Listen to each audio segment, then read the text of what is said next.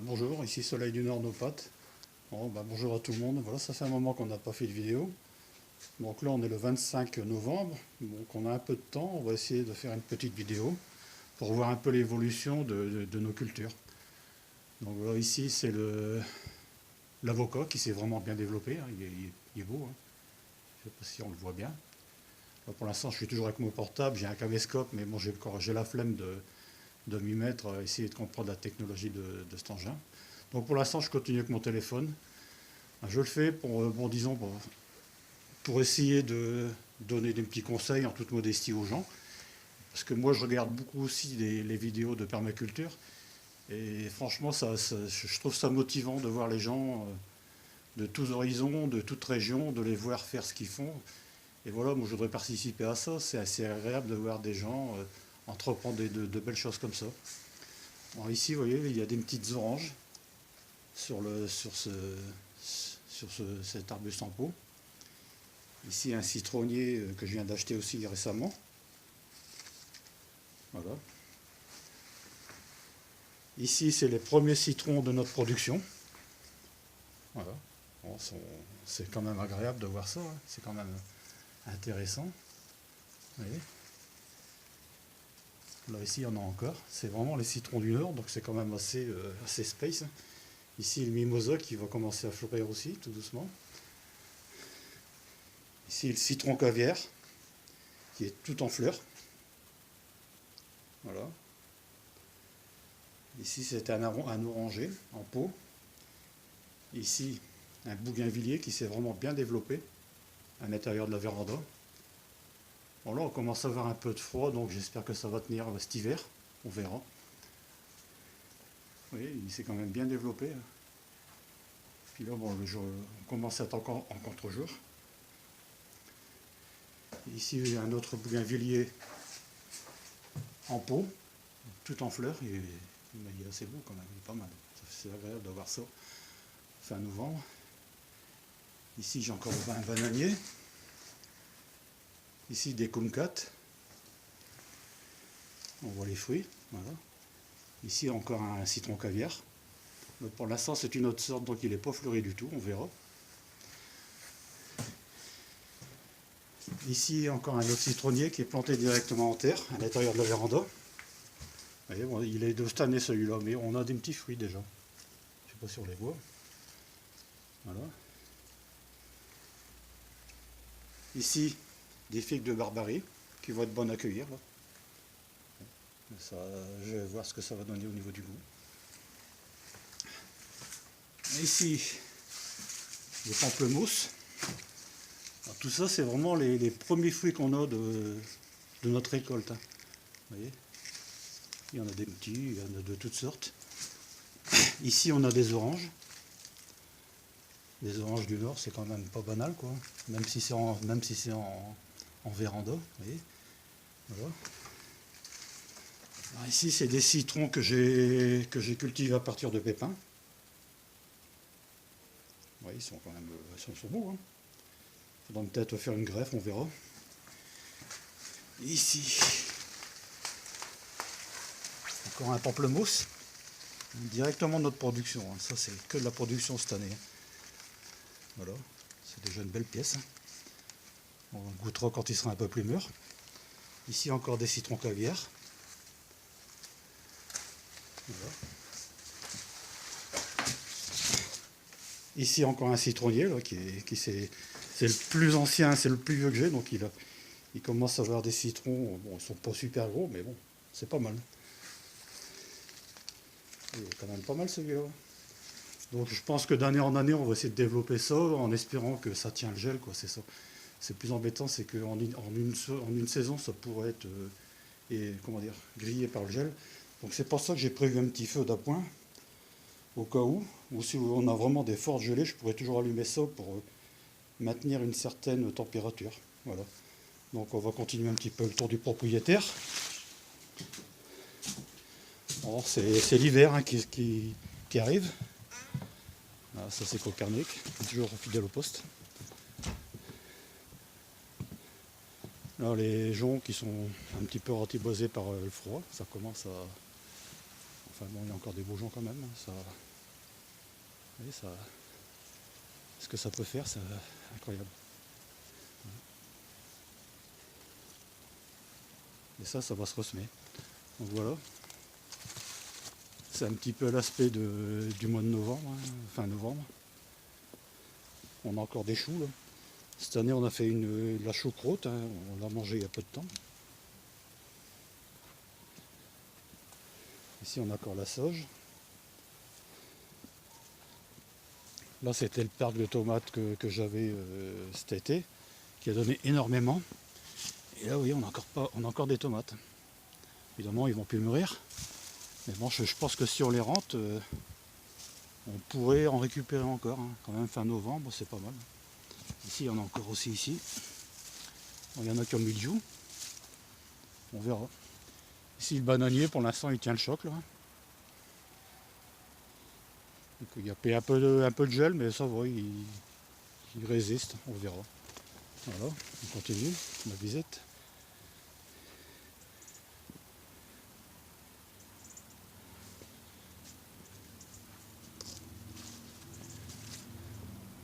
Là on arrive à la serre. Oh, évidemment il y a beaucoup moins de choses qu'en été. Hein. Mais bon, un jardin en hiver c'est beau aussi. Hein. Et moi en ce moment j'aime bien regarder les vidéos de toutes les personnes. Ici on a des choux de Bruxelles. Ça va commencer à produire. Encore les asperges qui sont toujours là. Ouais, en fin de compte je fais des vidéos parce que moi j'aime bien voir ceux des personnes, donc c'est un échange. Hein. Donc c'est pour ça je pense que c'est bien de poster pour voir ce qu'on fait. Et ça c'est du thé ça, que j'ai mis dans un pot. On verra ce que ça va donner. On ne sait pas si ça va résister au gel, donc je l'ai mis en protection dans la serre. Bon, la serre c'est pareil, ça commence à être calme. On a encore un peu de piment. Voilà. Il y en a des rouges, c'est du piment de Cayenne ça. Ici du salsifis. On a encore des pieds d'aubergine, mais bon, je trouve que ça va être foutu. Hein. Ici, c'est tous des petits citronniers que j'ai plantés, enfin avec des noyaux. Voilà. Donc on verra s'ils vont supporter le gel, ça, on verra. Ici, on a même encore des patates qui sont en train de germer.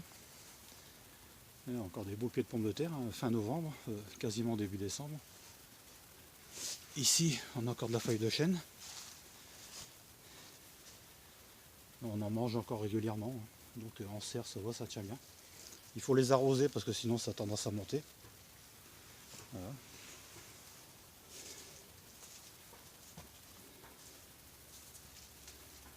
Bon, la vigne, cette année, on a eu une production de raisin phénoménale.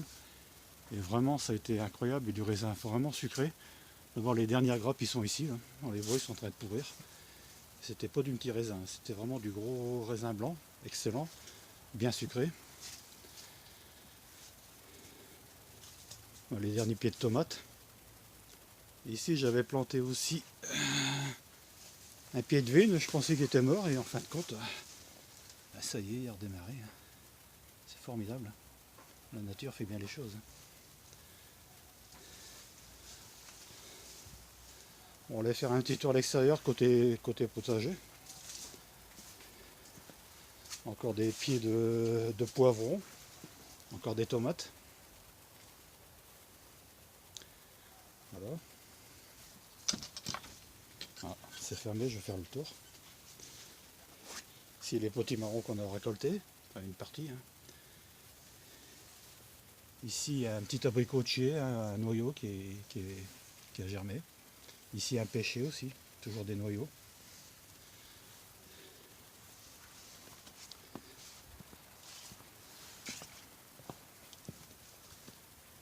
Ici toujours les arbres en pot, hein. Ça permet de gagner de la place.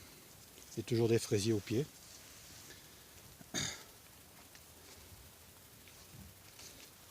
Là ici, le figuier, je l'ai mis dans un pot métallique. On verra ce que ça va donner, parce que à l'endroit où je l'avais mis, il n'avait pas trop l'air de se plaire. Donc je l'ai mis ici, on verra ce que ça va donner. Ici on a mis pas mal de rosiers aussi. Et là j'ai réaménagé mon jardin potager. Je sais pas si on va bien le voir. En fin de compte j'ai tout disposé en bande avec des carrés. Parce qu'en fin de compte ici on a une terre fertile, donc je voyais pas trop l'intérêt de faire des bandes de culture, avec comme on voit sur les vidéos. Donc en fin de compte ce que j'ai fait des carrés potagers avec des petites allées au milieu. Voilà, je sais pas, voilà, exactement. Donc ça me permettra d'accéder aux deux côtés du carré sans piétiner à l'intérieur. On se servira que des allées. Voilà. Donc j'en ai fait 22 comme ça. Il y a 22 parcelles. Et ici on a encore les poireaux. Et là j'ai paillé aussi pour l'hiver. Là-bas au bout il y a encore des poires de terre à récolter. Voilà. Alors ici on a mis pas mal de paillage pour comment dire, protéger les cultures délicates. Là-bas encore des choux. Et les systèmes d'allées, ça me permet justement de plus du tout piétiner dans mon jardin, quoi. Et de cultiver de chaque côté. De ce côté ici, et ensuite de ce côté ici. Sans piétiner la terre, c'est-à-dire qu'ici il n'y aura plus d'intervention de motoculture. Parce qu'avant j'étais comme tout le monde, hein, je labourais mon jardin, mais on a complètement changé d'optique. Ici on a encore de la rhubarbe. Vous voyez, toujours le système d'allées. Ici le perca fraise. Voilà, ça permet justement de encore les allées. Alors ici, la mâche que j'avais laissé monter. Bon, franchement c'est spectaculaire, il y en a plein. Donc un petit conseil, si vous laissez quelques pieds de mâche, vous la laissez monter et vous allez voir le résultat, il est incroyable. Ici c'est pareil, il y en a plein. Donc il y a juste qu'à la cueillir, quoi, en fin de compte. Ici c'est tous les anciens épis de maïs que je laisse, ils vont se décomposer tout seuls tranquillement. Voilà. On a récolté pas mal de maïs. Et c'est du maïs ancien, donc c'est bien pour les poules, ça. Ils vont être nourris de manière biologique, on va dire. Toujours le système d'allées. Ici on a encore du céleri, du persil pardon. Bon, il y en a à profusion. Hein. Et ça c'est pareil, je l'ai semé qu'une seule fois, maintenant je le laisse pousser et il fait sa vie tout seul, il se ressème tout seul et puis c'est très bien. Puis là on récolte à profusion.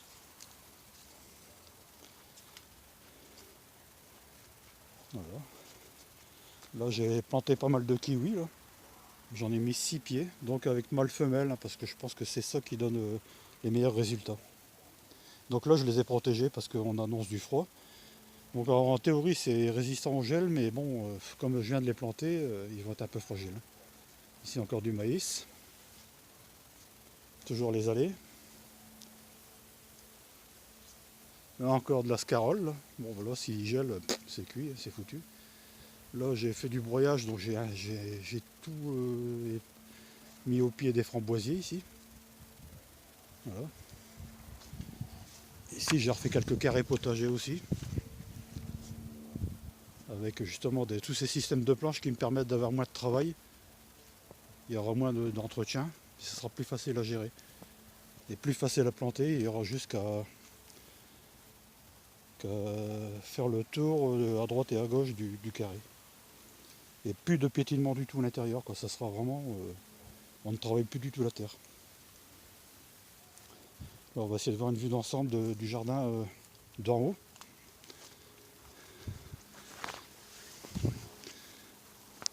Alors voilà ce que ça donne, hein, en fin de compte, quand on prend un peu de la perspective. Et ça fait quand même des bandes, j'en ai à peu près 24 bandes comme ça, hein, donc de plus ou moins 5-7 mètres carrés. Voilà. Là j'ai semé du blé dans cette partie avec des échalotes, on va aller jeter un coup d'œil. Encore des carottes là. Ouais, comme je disais, c'est motivant de voir les gens, voir les vidéos de plein de personnes qui font de la permaculture ou des jardiniers. Et c'est motivant quoi. Quand au matin je me lève, moi je regarde quelques vidéos comme ça me donne du cœur à l'ouvrage. Et c'est pour ça que je veux en faire autant quoi maintenant. Pour les voir, comment dire, on se motive mutuellement, on se donne des idées mutuellement, c'est très gratifiant. Il y a plein de sites intéressants à voir hein, sur la permaculture. Je pourrais en citer quelques-uns comme agroécologie permaculture. Ça doit être Damien de Case, un truc comme ça, je crois. Et c'est vraiment génial, quoi. Et tous les gens, même les gens avec des petits jardins qui font leurs vidéos, je trouve ça génial, quoi. Il faut continuer. C'est motivant pour tout le monde. Même les gens qui n'y connaissent pas grand-chose, n'hésitez pas. Vous allez nous surprendre. Ici encore de la mâche. Toujours pareil, la mâche qui a été qui est montée, qui est poussée, naturellement. Voilà. Alors, toujours le système de bandes comme ça. Alors là j'hésite, hein, soit que je laisse les bandes s'enherber tout seul, ou alors je mettrai de la pelouse, ou alors de la toile anti-racine, on verra. On verra l'évolution. Et là c'est pareil, j'ai fait des arceaux, là. J'ai fait des genres de tonnelles pour gagner de la place parce que je commence à être limité au niveau surface. Donc je prends maintenant en hauteur. J'essaye de trouver des filons, enfin des choses pour pouvoir cultiver avec le minimum d'espace, le maximum de légumes qu'on pourra essayer de faire cette année. Donc voilà, des tonnelles que j'ai fait. Alors ici c'est deux pieux de 2,50 m par exemple, vous voyez. Je ne sais pas si on les voit, 2,50 m. Voilà. Avec des fils de fer justement pour pouvoir attacher toutes sortes des tomates, enfin tout ce qu'on veut, tout ce qui peut grimper. Et là les arceaux je les ai fait avec du tuyau d'eau, du poli tout simplement. C'est résistant et puis c'est facile à cintrer. En perçant deux trous, un trou ici de 22 mm, j'insère le tuyau d'eau et pareil de l'autre côté. Voilà, ça fait une arcade bien nette, c'est facile et pas cher. Là, la journée, enfin, le soleil commence à se coucher, donc il y aura peut-être des perturbations sur la vidéo. Là c'est pareil, vous voyez un petit peu ce que ça donne, quoi. Ici j'ai fait un arceau pour mettre des rosiers grimpants. Ouais. Là c'est pareil, c'est des supports de serre en plastique. Comme c'est assez fragile, j'ai mis du grillage de carreleur pour renforcer tout ça. Donc là en fin de compte ça va être c'est un petit peu le milieu du jardin. Et j'ai planté 4 rosiers grimpants à chaque coin du carré. Voilà. Je sais pas si on les voit. Puis bon, le but c'est de faire monter tout ça et faire un mélange de couleurs à ce niveau-là. Voilà. Et donc ça c'est à peu près le centre du jardin potager. Donc ça va être, je pense, la pièce maîtresse du dispositif entre parenthèses, hein, c'est des grands mots, mais bon. Voilà. Et là je fais un compostage direct, hein, je mets mes déchets ménagers directement, je ne laisse plus composter.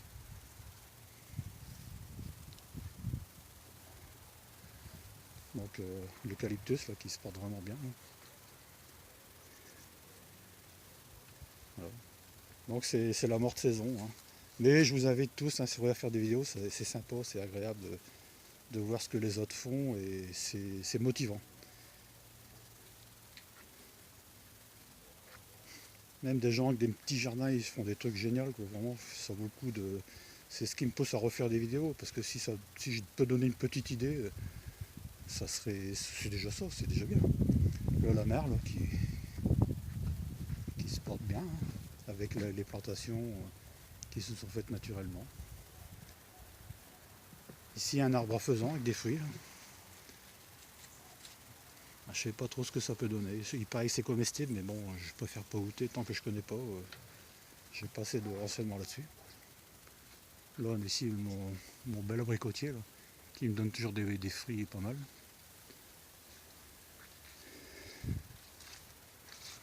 Alors ici, c'est vraiment l'hiver hein, qui arrive. Alors ici, je sais pas si c'est...